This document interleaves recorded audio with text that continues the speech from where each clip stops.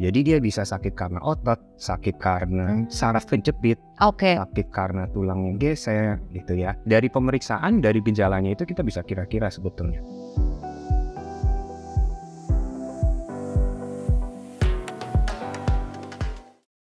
Hai Dokter Raka. Halo Mbak Danian. Yes, Dokter Raka selaku dokter spesialis bedah syaraf di Mayapada Hospital Tangerang. Aku tuh sering banget ya menemukan teman-temanku suka merasa ada nyeri di tulang belakang. Nah, kalau yang biasanya sering dokter hadapi gitu dengan pasien-pasien di Mayapada Hospital Tangerang, biasanya tuh nyeri tulang belakang itu disebabkannya oleh apa, Dok? Oke. Nyeri tulang belakang berarti termasuk mulai dari tulang belakang itu kan dari leher, punggung sampai pinggang ya. Paling banyak punggung lah pasti. Paling banyak pinggang. Paling banyak pinggang, nomor 2-nya leher. Penyebabnya paling banyak disebabkan oleh apa? Ada beberapa ya. Nomor 1 kita boleh bilang kayak gaya hidup lah ya. Jadi berhubung tulang punggung. Tulang belakang kita tuh fungsinya untuk menyokong berat badan kita masuk tubuh bagian atas ya. Jadi 1, kalau dia berat badannya berlebih, obesitas gitu ya, orangnya kurang aktif, kebanyakan duduk, kurang olahraga gitu ya. Jadi hal-hal seperti itu yang jadi faktor resiko untuk sakit pinggang, untuk khususnya pinggang nih ya. Tapi kalau untuk leher kan nggak menyokong berat badan bagian atas ya. Tapi kalau leher itu lebih banyak untuk postur. Pinggang juga sih untuk postur, dua-duanya postur. Tapi kalau untuk leher tuh lebih banyak postur, cara kita kerja. Orang zaman sekarang kan kerja pakai laptop ya. Pakai laptop, pakai HP. Dan banyak nunduk dong pastinya. Begini, terus main HP juga begini. Kan nggak ada orang main HP begini ya. Lucu jadi pegel tangan. Iya, benar-benar. Tapi salah satu faktor resikonya itu pola hidup, gaya hidup, cara kita duduk yang tegak, cara kerja. Yang lainnya lebih kayak misalnya kalau usia pasti ada deh. Kalau usia tentunya kalau orang makin tua udah di atas 50, 60. Sebetulnya orang sakit pinggang paling banyak mulai umur berapa? 30-an tuh udah mulai ada. 30-an. Biasanya early atau kayak di tengah-tengah 30-an tuh, Dok? 30 udah banyak. Kalau di bawah 30 itu lebih banyak orang sakit pinggang tuh karena olahraga, cedera olahraga, jatuh. Tapi kalau udah 50, 60 itu kebanyakan degeneratif. Memang karena usia tua. Jadi selain gaya hidup, kemudian tadi faktor usianya gitu ya. Kalau jenis kelamin ada nggak? Ada sih. Kalau perempuan kan ada fase hamil ya. Nah, ibu hamil kan sering sakit pinggang tuh. Lah, paling. Itu bisa juga ya. Tapi terlepas kalau dari hamilnya laki-laki perempuan yang mirip lah. Kalau ada orang yang sudah merasakan nyeri tulang belakang nih, Dok, kira-kira ada rangkaian pemeriksaan apa nih yang harus dilakukan supaya kita tahu ini nyeri tulang belakangnya karena apa nih dan penanganannya seperti apa? Oh iya, nyeri tulang belakang itu sebetulnya nggak simpel cuman sakit tulang belakang atau misalnya sakit pinggang aja. Jadi dia bisa sakit karena otot, sakit karena saraf kejepit, sakit karena tulang yang geser gitu ya. Dari pemeriksaan, dari gejalanya itu kita bisa kira-kira sebetulnya. Pemeriksaannya apa? Pasti nomor 1, dokternya akan tanya-tanya, sakitnya sebelah mana nih? Ada menjalar ke kaki atau enggak? Atau cuma di pinggang aja? Gitu. Terus udah berapa lama, hal-hal seperti itulah itu akan ditanyakan. Pemeriksaan apa? Jadi ada beberapa pemeriksaan, mulai dari MRI, CT scan, kemudian foto ronsen, sampai kadang kita perlu EMG juga. Mana yang paling bagus? Masing-masing ada ininya nih, ada keunggulannya. Kalau kita mau lihat saraf kejepit, kita mau lihat sendinya, kita mau lihat struktur jaringan lunak lah ya, itu paling bagus MRI.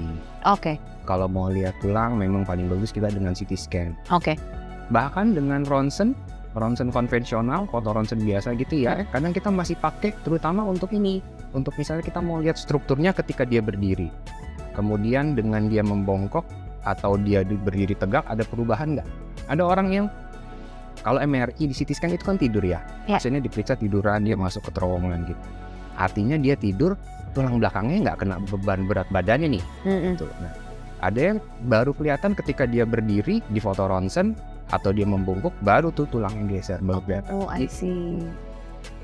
Jadi ada ada MRI atau CT scan tadi ya, yang kemudian kalau misalnya memang butuh penanganan lebih lanjut bisa kita tambah lagi dengan yang lain. Kalau misalnya ada Maya Friends di rumah yang mikirnya kayak gini, aku masih bisa tahan kok sama nyeri tulang belakangnya gitu, dan dia memilih untuk tidak melakukan serangkaian terapi gitu misalnya. Nah, apa sih dok efeknya tuh kalau misalnya dibiarkan begitu saja? Apa misalnya bisa menimbulkan kelumpuhan kaki kah atau gimana tuh dok? Jadi gini, dok kalau misalnya saraf kejepit itu bisa lumpuh nggak sih, kan sebenarnya gitu ya. Kalau dibiarin kapan sih mesti ke dokter? Jadi gini, ekstrimnya saraf kejepit kalau parah banget gitu ya, bisa bikin sampai lumpuh nggak? Bisa, walaupun nggak otomatis lumpuh langsung setengah badan gitulah ya. Tergantung kejepitannya. Tapi kalau ditanya parahnya bisa menyebabkan kelumpuhan, nggak bisa. Kelumpuhan artinya ada gangguan motorik ya. Iya.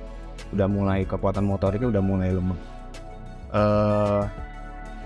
Itu bisa menyebabkan seperti itu, tapi sebelumnya pasti dia udah ada sakit dulu. Sakit, kemudian misalnya memberat, abis itu baru gangguan motorik. Jadi buat Maya Friends yang di rumah nih, kalau misalnya ada yang merasakan nyeri tulang belakang, langsung aja periksain ya, jangan ditunda-tunda daripada nanti keburu terlambat, bener ya dok ya?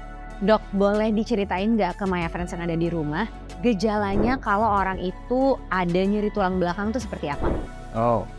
Iya, pasti nyeri yang dirasakan pasti nyeri ya, nyeri tulang belakang mau leher atau misalnya mau pinggang gitu. Dan nyeri ini tuh bisa disertai nyeri menjalar. Kalau di leher misalnya dia rasanya nyeri menjalar sampai ke tangan. Kalau di pinggang dia nyeri pinggang menjalar sampai ke kaki. Bisa disertai seperti itu.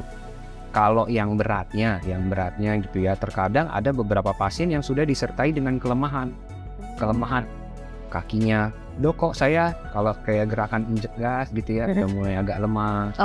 Itu gejala yang beratnya. Lebih berat lagi, misalnya beberapa kasus yang lebih berat itu bisa sampai mengganggu fungsi otonom. Otonom tuh gangguan buang air kecil. Buang air besar itu kalau yang udah lebih berat lagi. Tapi rata-rata pasien pasti keluhannya nyeri, pegel, gitu, kaku di leher, di pinggang seperti itu. Keluhan-keluhannya akan seperti itu. Kemudian kalau kita tuh udah melakukan serangkaian tes, udah tahu nih kenapa kita nyeri tulang belakang. Nah, penanganan selanjutnya seperti apa nih? Jadi kita lihat per kasus seberapa berat nyerinya, seberapa berat dari hasil penunjangnya gitu ya, kelainannya seberapa berat. Prinsipnya gini, awalnya kalau misalnya masih ringan, pasti dokter menawarkan konservatif. Konservatif itu istirahat, minum obat gitu ya, kemudian fisioterapi, itu untuk awalnya yang konservatif. Kalau berhasil itu dilanjutkan, pilihan selanjutnya apa kalau misalnya masih sakit. Kalau misalnya tidak berhasil, kita ada pain management, interventional pain management. Bahasa simpelnya kita lakukan injeksi, kita suntikan obat gitu ya, obat nyeri, anti radang, itu langsung ke yang diperkirakan pusat masalahnya. Misalnya masalahnya di sendi, kita injeksi ke situ. Misalnya masalahnya sarafnya kejepit gitu, di sekitar sarafnya itu yang kita injeksi. Nah, pain management ini juga bisa disertai dengan radiofrekuensi. Radiofrekuensi ibaratnya ada alat yang kita bisa memilih, kita bisa menonaktifkan syaraf atau kita bisa memodulasi saraf. Baru terakhir nih, misalnya dengan konservatif, obat-obatan nggak berhasil, pain management nggak berhasil, atau beberapa kasus yang berat, baru pilihan terakhirnya operasi, Mbak. Operasinya tuh operasi yang recovery-nya lama, atau sebenarnya bisa nih sebenarnya ada teknik-tekniknya. Betul. Operasi itu juga macam-macam nih. Ada yang sekarang ini udah banyak berkembang dengan endoskopi gitu ya. Operasi itu mulai dari yang endoskopi pakai luka kecil, atau kita gunakan mikroskop sedikit lebih gede, sampai yang paling gede misalnya luka besar kita perlu pasang pen. Pemulihannya itu tergantung jenis operasinya, Mbak. Jadi misalnya yang dengan endoskopi gitu ya, atau dengan mikroskop, lukanya kan kecil, pasti pemulihannya lebih cepat dibandingin dengan yang lukanya besar gitu. Jadi tergantung pemilihan operasinya. Operasinya paling bagus yang mana nih gitu ya, endoskopi atau misalnya mikroskopik dekompresi, mana yang paling bagus, itu kita pilih-pilih juga berdasarkan pasiennya. Jadi berdasarkan pasiennya. Kalau bisa dikira-kira berapa lamanya dok untuk pemulihannya? Kalau untuk yang endoskopi itu paling cepat biasanya berapa lama? Oh, untuk endoskopi itu bahkan bisa ada target yang pulang hari itu. Oh wow. Gitu, paling Cepat ya? di hari itu sampai besoknya udah bisa pulang. Termasuk kalau yang mikroskopik dikompresi itu hari itu sampai besoknya. Paling lama mungkin sekitar 2-3 hari. 2-3 hari. Udah paling lama tuh. Tapi kalau untuk yang operasi yang lebih besar ya, yang lukanya lebih gede itu mungkin kita harus siapkan waktu bisa sampai 5 hari ya. 5 hari sampai seminggu gitu mungkin ya, sampai kemudian bisa fully recovered. Oke dok, nah pertanyaan terakhir, ada nggak tips untuk mencegah supaya kita tidak merasakan nyeri tulang belakang, atau mungkin kalau ada Maya Friends yang sudah merasakan nyeri tulang belakang nih gitu, ada tips-tips gaya hidup yang bisa mengurangi rasa nyerinya? Silakan. Gitu ya. Oh udah pasti kita harus jaga gaya hidup. Gaya hidup tuh apa aja? Satu, jaga berat badan pastinya ya, supaya bobotnya nggak berat. Nah, termasuk kita sehari-hari, kalau misalnya banyakan kerja kantoran gitu ya di meja, duduk, jangan sampai duduk terlalu lama. Kalau bisa ada periode kita bangun ke toilet, jalan, baru duduk lagi. Postur, cara duduk yang betul, cara kerja kita. Kalau kita segala sesuatu itu kalau bisa ketika kerja ya, mata kita eye level. Oke. Baik itu kita nulis atau misalnya zaman sekarang pasti banyak pakai laptop gitu ya. Dengan laptop, dengan PC kalau bisa layarnya itu eye level. Gitu. Jangan banyak nunduk, itu untuk leher. Tapi untuk pinggang, posisi duduk kita yang betul. Kalau bisa pinggangnya itu tersupport dengan baik.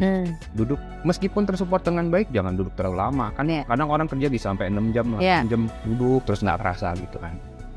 Kalau untuk yang di lapangan nggak banyak, misalnya kerja banyak di lapangan, perlu ngangkat-ngangkat. Kita cara ngangkat harus betul. Apalagi kalau misalnya yang mau diangkat berat gitu ya, beban berat. Cara ngangkat harus betul. Jadi jaga berat badan. Kerja posisi gitu ya, posisi duduk kita, posisi cara kita ngangkat gitu. Tentunya yang terakhir kalau bisa disertai dengan olahraga. Olahraga. Apa nih yang bisa olahraga? Kalau misalnya belum punya sakit pinggang, tentu nggak ada batasan tertentu. Tapi kalau orang yang udah punya sakit pinggang, olahraganya apa nih dok gitu ya? Paling aman yang nggak membebani tulang belakang itu sudah pasti berenang. Berenang itu paling baik. Kedua, kalau misalnya dia udah ada sakit pinggang, terus kebetulan memang berat badannya berlebih, mau nurunin gimana nih? Memang kebanyakan dokter pasti akan nggak nyaranin lari untuk pertama. Jalan boleh, tapi akan lebih baik berenang atau sepeda. Berenang atau sepeda ya? Sepeda itu baik. Sepeda itu tidak terlalu membebani lutut. Tentu sepedanya, kalau ada dia sakit pinggang kasus tertentu, lihat posisi sepedanya ya. Posisi sepeda ada yang bongkok, ada yang tegak gitu. Kita harus lihat posisi sepeda. Tapi secara umum paling bagus berenang, sepeda, jalan oke. Kalau orang udah dengan sakit pinggang. Siap. Terima kasih banyak Dokter Raka atas sharing-sharingnya, dan untuk Maya Friends jangan lupa ya untuk ikutin tips gaya hidup yang tadi udah Dokter Raka kasih tahu. Apalagi nih untuk Maya Friends yang banyak kerja seperti aku di depan laptop, jangan sampai deh kita kena nyeri tulang belakang. Sekali lagi terima kasih banyak Dokter Raka atas waktunya. Kita ketemu lagi di episode selanjutnya ya. Sehat-sehat.